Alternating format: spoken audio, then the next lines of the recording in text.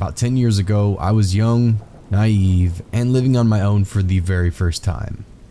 I was also about half a planet away from my family. I was thinking about using this for an inspiration for a horror story, but I have no solid ideas where to take it just yet, so I reckon I'll just put the experience up here. Anyway, I was looking for a room or a small flat, just something to rent, as I was moving out of my uni dorm. I wasn't really picky. I just wanted somewhere where I could have alone time and that was close by-ish to the campus and my work. And where I could have a cat. That last bit, pet friendly, made me having to broaden my standards just a bit. I went to a lot of unique homes in the search, from a share house with someone who stared weirdly at me and offered to treat me on first meeting, to a house filled with about 30 stone people and no drawers, for some odd reason. The weirdest though was this one guy. And yep, I found him on a listing on Craigslist. Young, naive as I was only a bit weary when he said the place was hard to find. So he'd meet me at this cross street and then show me where the place was after that. For smarter people, big red flag number 1. I did at least start to really clue in with one of the big red flags on number 2. When I met him, in the evening on this cross street, he stank of stale wine and seemed just a bit off. The shifty eye thing, a smile that takes a second longer than it should to appear. I tried to put it down to a bit of social anxiety or something, hoping for the best. Because by that time, I was really getting cold feet. We were then on that cross street, and a bus had pulled up. "You've got to take the bus," he tells me, to get to his place. Here was me thinking it was just a short walk from the cross street. Nope. Now it's a journey on a bus. Not knowing what to do, I get onto the bus, and there are at least other people on it. Right? I'm a big girl. I've got my big girl heels on. I'm living on my own now. And nothing bad happened to me any of the times I'd walked through that part of town a lot, with homeless people at night, or at any other houses. My weariness was just making me be a wuss. So we make some small talk. And that stench of stale wine. He starts acting delayed and nervous. But he's shorter than me, at least. The house is in a great area, he keeps telling me. It's a basement flat, and it's so accessible by public transport. Where do you go to school? Where do you work? That sort of small talk. I think I avoided telling him too much, but honestly, I don't exactly remember. We get to the certain stop, and he hustles us off the bus. And the house is a bit of a walk along a dark street. Once we finally arrive, the house actually is kind of nice. Big with a separate basement entrance, and from what I can tell, no one else is around. But there are lights on the upstairs part of the house. The door to the basement flat leads straight into a kitchen/living room combo. It's old. There's stains on the walls and ragged carpet. Grime caked in all the corners.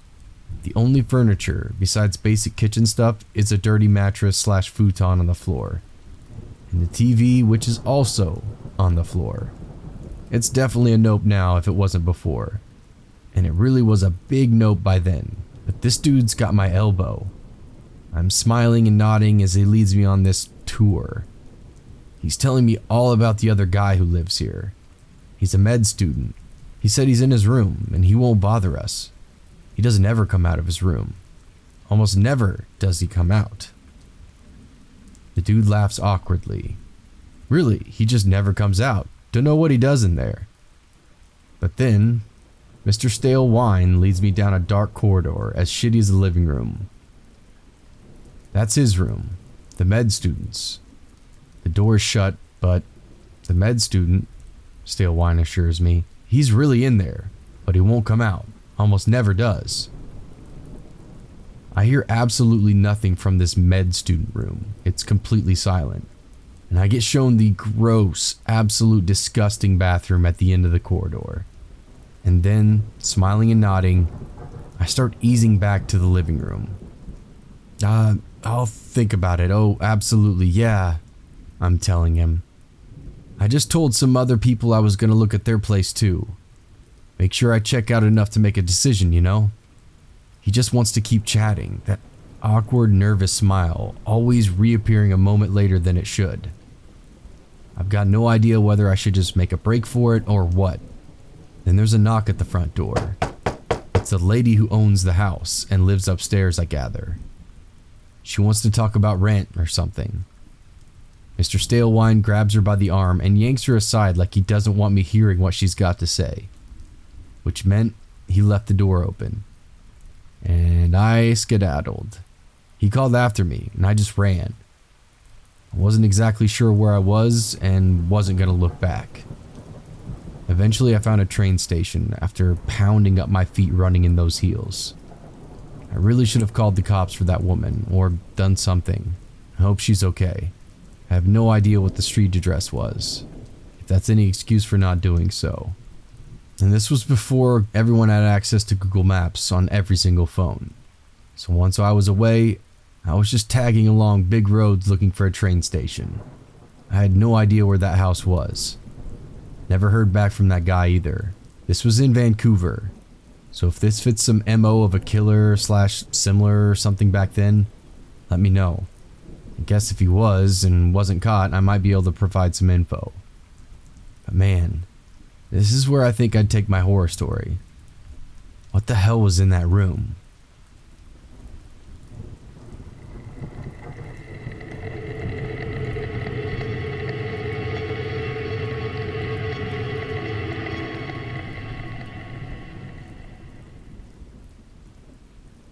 So about a year and a half ago, I was 16, and I'd taken on a job of babysitting my aunt's dog in the Bronx while she was away on business.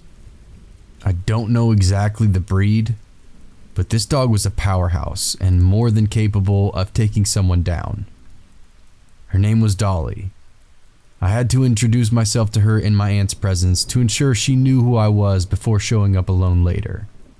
I was told to walk her about 4 times a day. She's very well trained, doesn't bark really, which is what makes this encounter more creepy. It was late, like 2 a.m., and she adorably woke me up for a walk by digging her nose into my arm. When we began our walk, it was really dark out. You wouldn't be able to see anyone's face from just a few feet away from yours. The streets were empty, but that's expected at 2 a.m. In this suburban-like area in the Bronx, the sidewalks are very narrow. You can't walk down it in twos. Dolly was slow because she liked to smell literally every molecule on the sidewalk. And here comes the creepy encounter. There was a man who was walking down the same sidewalk as us, maybe 10 feet behind. Dolly went off the sidewalk to where the grass was to sniff a tree. I knew with her that could take years to be done with, so I kind of signaled the man, who was a lot closer now, to go on by. And I stepped off the narrow sidewalk onto the grass beside her. And I was right. Dolly took forever sniffing this tree. Genuinely, I think it was about 10 to 15 minutes. I didn't really have a problem with it taking long, being as I was listening to good music with AirPods in, and for some reason watching her go around this tree was an absolute joy to watch. Then all of a sudden, Dolly begins barking ferociously at something behind me. It definitely startled me because it was so abrupt and I had never seen her bark like that. I quickly turned around to see what would make her do this, and there was the same man. He hadn't gone any more forward in the direction he was coming in since I signaled him to pass me. Still about 5 foot away. He wasn't on his phone, he was just standing there, looking at me. Dolly was going crazy at him, and he had little to no reaction. Now I got a closer look at him. He was very tall, way taller than me, and I'm 6'3". He was bald and his face was expressionless, although half of it was covered by the darkness of the night. I realized that the dude must have just stood there staring at me easily for 10 to 15 minutes. He wasn't trying to talk to me in that time because my music wasn't that loud. I would have heard him. And I don't think he was admiring the dog, because even with her barking, his eyes were zoned in on me. We had about a 10-second moment of staring at each other in the face. Normally, I would have asked him if he needed something, but I just had the worst feeling ever. He right away reminded me of that dancing, tall, smiling man creepypasta story, which I think was the cause for my fear in that moment. I turned from him and felt safe with this ginormous dog. I took my AirPods out of my ears so I could hear if he followed. Dolly walked with me, but her eyes stayed on him the entire time. Instead of continuing down the same street, I crossed the block. As I started to do this, I shit you not, this man absolutely sprinted in the opposite direction he was originally heading in. The sound of his feet rapidly hitting the floor sent uppercuts to my gut. I quickly turned around and watched him do this. He ran as if his life depended on it. I watched him run until he turned the corner and then was out of view. I held Dolly's leash tight and hurried back to the house. I don't think he followed, but Dolly kept looking back and growling. When we got back, I locked the door and made sure Dolly slept in bed with me. Not sure if the story is worthy enough to be in the creepy department and to be told on here, but it still freaks me out to think about to this day.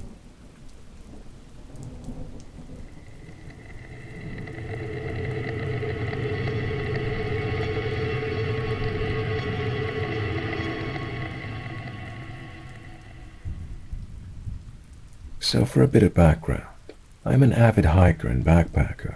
Most of the time I hike by myself and I sleep out in the woods by myself.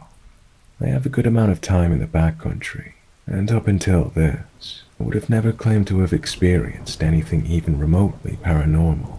Ticks are the real scary monsters. This past weekend, I set out for a solo hike in the Catskill Mountains in New York.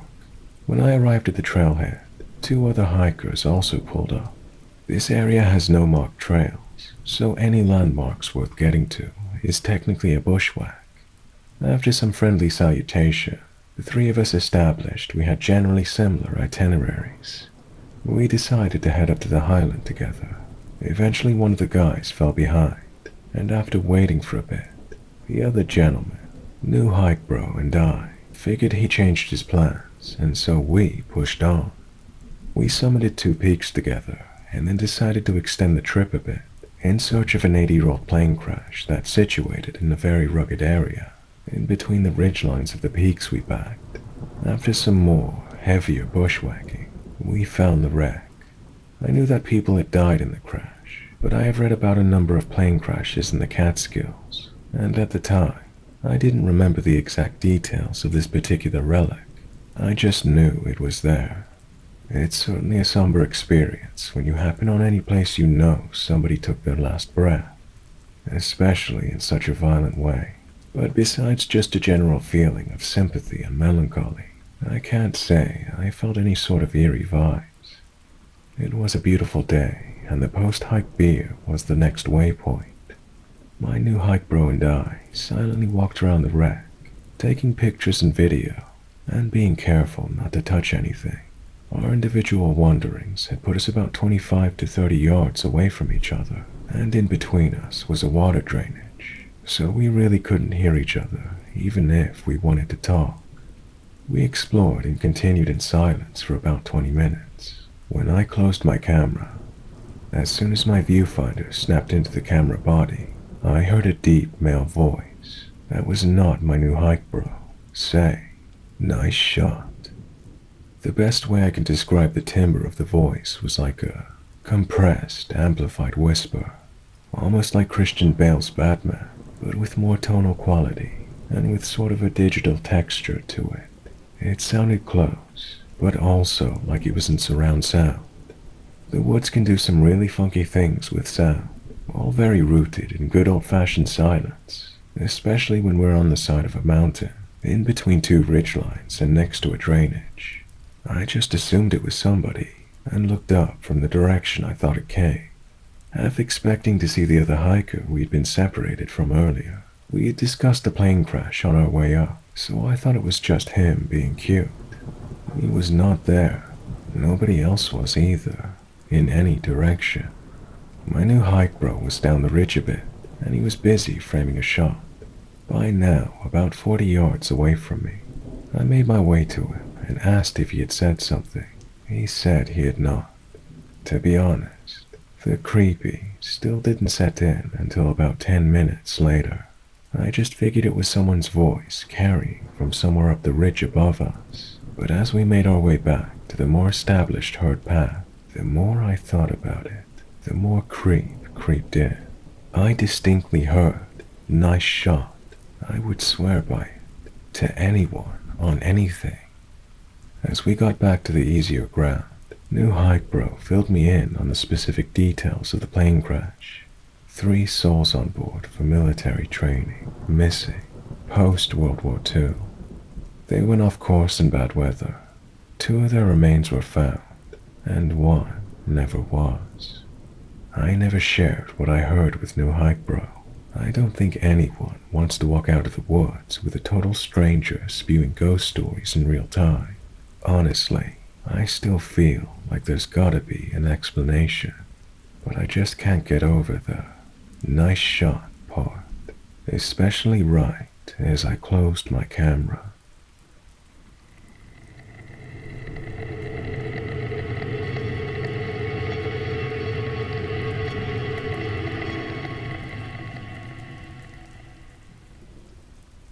In February 2020, I was snowmobiling for the first time. My boyfriend at the time was driving all day and finally let me drive at the end of the trip. We'd been dating for 2 months and this was our first trip together. I'm going around the last bend and I accidentally floor the snowmobile instead of pushing the brake. I go flying off a cliff and end up 50 feet down. The snowmobile is on top of me, upside down, still running with the bottom part spinning. My helmet has flown off and my head is 1 inch from a tree. I am terrified. My boyfriend managed to roll off the back at the last minute and is trying to save me, but the snow is really deep and he's having a hard time getting down the steep cliff. My legs are fully submerged in the snow with the snowmobile on top, and I'm not sure if I'm paralyzed. He calls for help and all these men run down to save me. When they finally pull me out, I can stand. It's the happiest moment of my life. I'm not paralyzed. I don't have so much as a scratch on me. Did I have a concussion? Maybe. It's hard to say. The snowmobile also miraculously has minimal damage. Only the little plastic windshield part is cracked. In hindsight, this moment is where everything changed for me. But you have to understand, I didn't piece this together and come to this realization until months later. These are the differences. There was suddenly a pandemic. Everything was shut down within a few days. In my old timeline, there was a virus going around, but it had only impacted a few people and was similar to a norovirus or flu, not big enough to be worried about. I had a different job. At the time, I chalked it up to the pandemic. We were on the trip because I was about to start a new job. I had signed the contract and I knew what the role entailed. I was going to start the Monday after, but after the crash, I couldn't get a hold of my new boss for 9 months. He finally told me I got the job in November, even though I had accepted it in February. He also comments how I've never been into the office, when he gave me a tour in January 2020. We spent the day together. The role I'm in is completely different to the papers I signed. My loving, awesome boyfriend was physically abusive for the first time that night. He got blacked out and attacked me, choking me. He was crying the next day, and nothing like this had ever happened before. I thought he was traumatized from the crash, and I let it go. That was another thing that was different. I would have never let that go before. I come from a loving childhood where my dad was my best friend always. I would have never put up with that before the crash, and was shocked when I did. In the old timeline, I was on a low dose of Effexor, Xanax, and blood pressure medication. I don't take any medication at all this timeline. Over the next year, a series of weird things that don't make any sense keep happening, to the point I start to feel suspicious. I all of a sudden have an incurable disease I didn't have before. I'm in pictures I have no idea what the context is. I'm wearing clothes I don't own anymore. My friends have memories of me I don't share, and I'm getting more and more depressed. My boyfriend keeps physically abusing me, and I can't get out of it. I have no will to save myself. I just keep thinking, this can't be my life. This is not my life. It just felt like I wasn't supposed to be here. I finally look at Reddit and realize that I died in the snowmobile crash. This is an alternative timeline I'm in. I start to agree with friends when they say, "Remember when you said this and that, and we went here and did this?" But I have no recollection. My CAT scans are normal at this point after visiting the ER. To be honest, I wasn't the most observant person to begin with. A new couch could be in the living room for days and I wouldn't notice. So when all the stores and shops are different in one area of town, I didn't know if it was always there or new. I finally work up the nerve to tell my sister, who is surprisingly supportive. She asks what else is different. There was this song in the other timeline. It was a very popular song by Shania Twain or Sheryl Crow type. Anyone would know it. I sing it to her with the lyrics and tell her we always used to listen to it growing up. She had no recollection of it. I typed the words into Google. The song didn't exist. The longer I'm in this timeline, the more I forget the words and melody of the old song. Also, there was no iPhone 13 in the other timeline because Steve Jobs was superstitious and it was supposed to go from iPhone 12 to iPhone 14. I know little glitches like that are stupid and don't matter. How do I feel about it now? I've accepted my new reality. I feel bad for my sister and parents in the old timeline, that they're dealing with my death in a freak snowmobile accident. But there's nothing I can do. Trying to find them again would be like trying to walk from Canada to Australia with no map. Impossible and a waste of time. I'm just making my reality the best I can now. It clearly, for some reason, wasn't my time to die, so I should do something important if I can. For a few people asking questions, I'll answer the best I can. First, no, I'm not with that guy anymore. He's dumped and blocked. To answer questions about the iPhone, here is my comment. Jobs died in 2011 in the old timeline as well, but he had planned out the designs for the phones way past when he died, because he knew he had cancer. He had an elaborate release plan of the phones in the future. And yes, he designed them so that the iPhone 13 would be skipped, because he was superstitious. Have I been to therapy? Yes, I've been to multiple therapists, psychiatrists, counselors. I can't find any evidence of the effects or prescription I had. I don't know who would have prescribed it. The bottles were just gone.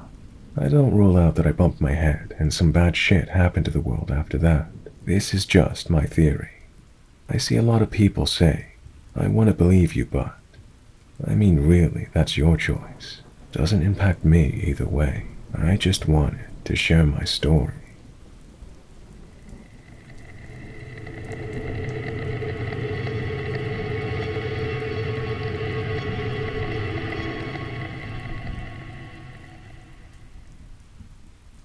This just happened a few days ago.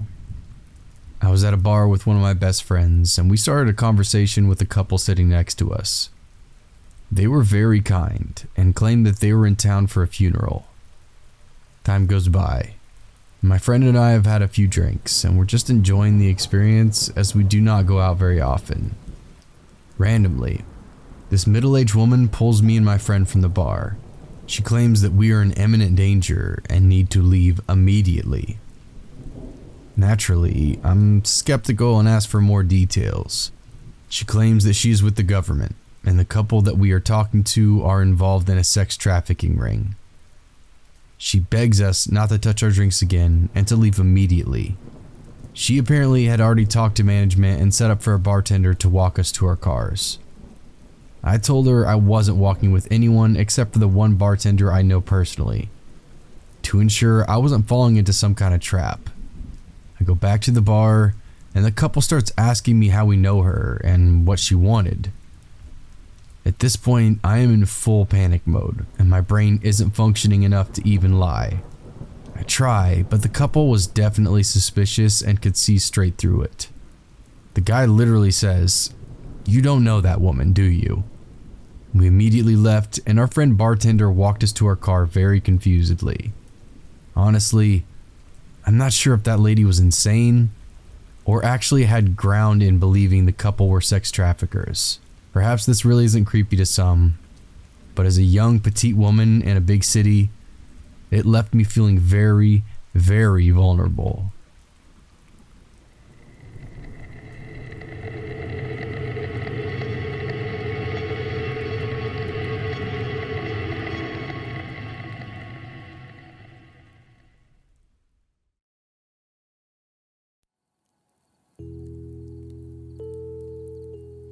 Hey everyone, thanks for listening if you stuck around at this point. If you haven't yet, please hit the like button, the subscribe button, and the notification bell to be notified when future episodes come out. Feel free to stalk me on Twitter, stalk me on Instagram, and stalk me on Facebook. If you have a true scary story of your own, feel free to send it to my email or post it to my subreddit. All these links are below. I hope you guys like this episode. I know it's kind of back to the normal regular thing now, so hopefully I think that's more of everybody's bag. Also a huge shout out to Mr. Revenant for coming on and helping me with this episode. Dude's insanely talented, has always been insanely talented. I don't think there's too many other narrators out there that work harder than this guy. I'm not kidding. Always putting out content. I'm sure if for some reason you haven't listened to him yet, go check him out, and I guarantee you will not be upset that you did, because his quality's 100%. Everything he fucking does is top notch, and he's always putting content out there. And he's also the dude that gave me my first really big break, that took a chance on me and allowed me to come on one of his channels for, I think it was like a Christmas compilation type of thing, and my audio shit, everything about my channel was nowhere near the caliber that it is now, even though right now it's not, still, needs a lot of tweaking and a lot of work still. But you can take this and go back 6 months, listen to my first couple episodes and listen to how shitty it sounds, and then understand that the dude actually rolled the dice on me, and allowed me to come on his channel. It was a big deal, and it meant a lot to me, still means a lot to me. Really fucking cool dude. Can't think of a nicer guy. So definitely go check him out. Should have another episode out within the next few days. I'm doing another collab on my channel with another dude who is super cool. Did very similar thing. Very good channel, very good content. So be looking for that in the next couple of days. I'll talk to you then. Cheers.